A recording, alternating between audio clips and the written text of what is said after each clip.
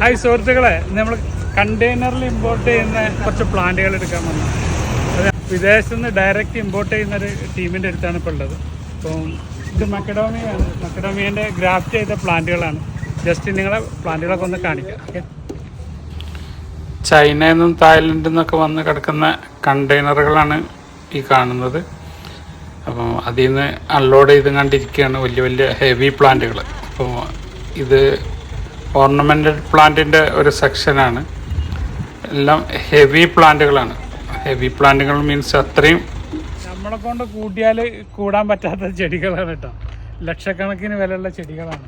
അതിൻ്റെ ഒരു getup just ഒന്ന് നിങ്ങളെ കാണിച്ചു തരാൻ വേണ്ടിയിട്ട് എടുത്തതാണ്. കണ്ടില്ലേ എന്താ തന്നെ, കണ്ടില്ലേ? ഇതൊക്കെ 2 ലക്ഷം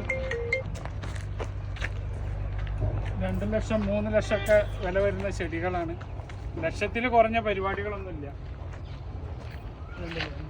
എന്ത് ഭംഗിയിലാണല്ലോ ഇതൊക്കെ ചെയ്തിട്ടുള്ളത്. എന്ത് ഭംഗിയാണ് അതൊക്കെ കാണാൻ. ലക്ഷങ്ങളിൽ കുറഞ്ഞ ഒരു പരിപാടി ഇല്ല അവിടെ. നമുക്ക് നമ്മളെ ഫ്രൂട്ട് സെക്ഷനിലേക്ക് പോവാം.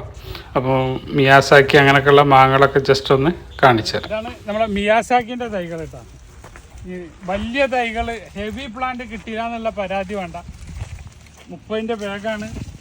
ജംബോ പ്ലാന്റാണ്. ഒരു 6 ആൾ വേണം പൊന്തിക്കാൻ.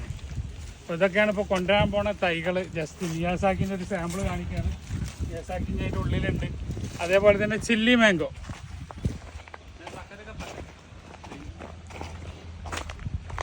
ഇതാണ് ചില്ലി മാംഗോൻ്റെ തൈ. കണ്ടതേ, ഇതാണ് മുളക്, പച്ചമുളകിൻ്റെ തൈ. അപ്പോൾ അതിൻ്റെയൊക്കെ ഹെവി പ്ലാന്റുകളാട്ടോ. അതിൻ്റെയൊക്കെ ചില്ലി മാംഗോൻ്റെ ഒക്കെ ഹെവി പ്ലാന്റുകളാണ്.